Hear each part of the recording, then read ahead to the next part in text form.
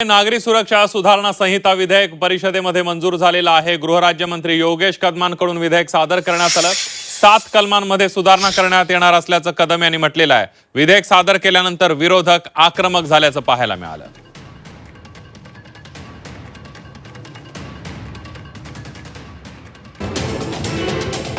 कलम 15 नुसार आधी तडीपारीच्या कारवाईचे अधिकार एसपी आणि डीसीपी यांना असतात, पण आता प्रस्तावित सुधारणेनुसार शहरात एसीपी आणि डीवायएसपी यांना हे अधिकार असतील।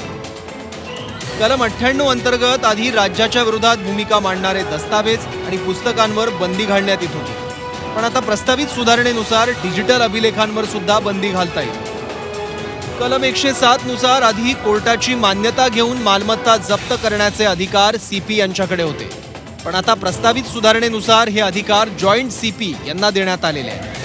आधी कलम 129 मध्ये सराईत गुन्हेगार जर बाहेर असतील तर त्यांच्याकडून वर्तनात बदल करणार असा बॉन्ड लिहून घेतला जात होता, पण आता प्रस्तावित सुधारणेनुसार एनडीपीए गुन्हेगार, नार्कोटिकमध्ये अडकलेल्या गुन्हेगारांकडून देखील हा बॉन्ड लिहून घेता येणार। कलम 170 नुसार आधी एखादी व्यक्ती गुन्हा करू शकतो असं वाटत असल्यास त्याला 24 तासांपेक्षा जास्त काळ पोलीस स्टेशनमध्ये ठेवणं शक्य नव्हतं, पण आता प्रस्तावित सुधारणेनुसार कलमात सुधारणा करून संशयित व्यक्तीला 15 ते 30 दिवस पोलीस स्टेशनमध्ये ठेवण्याची तरतूद आहे। कलम 176 नुसार आधी 3 ते 7 वर्षांच्या गुन्हेगारीमध्ये चौकशीची मर्यादा 14 दिवसांची होती, पण आता प्रस्तावित सुधारणेनुसार चौकशीसाठी 6 आठवड्यांचा कालावधी वाढवण्यात येणार आहे। आधी अटकपूर्व जामिनासाठी आरोपी स्वतः उपस्थित राहत नव्हता, पण आता जामीन मिळवण्यासाठी आरोपीला स्वतः हजर राहावं लागेल।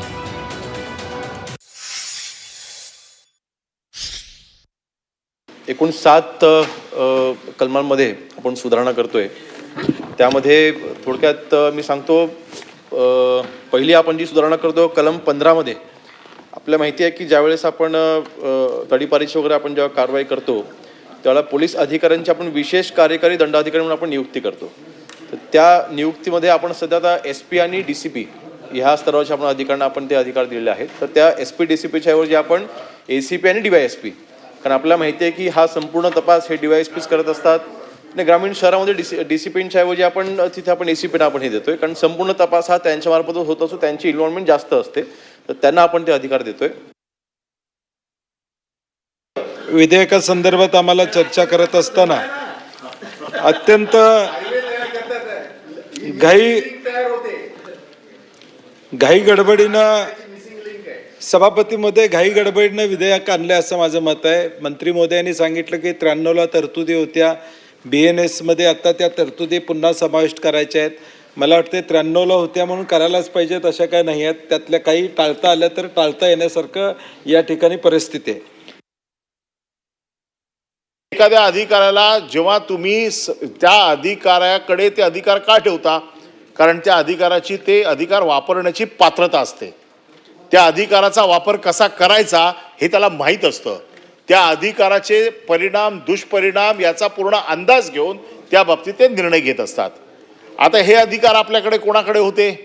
सगळे IPS अधिकार IPS जे आहेत IPS लोकांकडे होते। आता हे IPS कडनं तुम्ही जेव्हा खाली आणणार, IPS टू IPS आणले एक वेळा मी समजू शकतो, परंतु IPS कडनं तुम्ही मपोसेकडे आणता ज्या वेळेला, त्यावेळेला त्याचे त्याचे दुष्परिणाम काय आहेत हे सगळे दुष्परिणाम भोगलेले लोक आहोत आम्ही।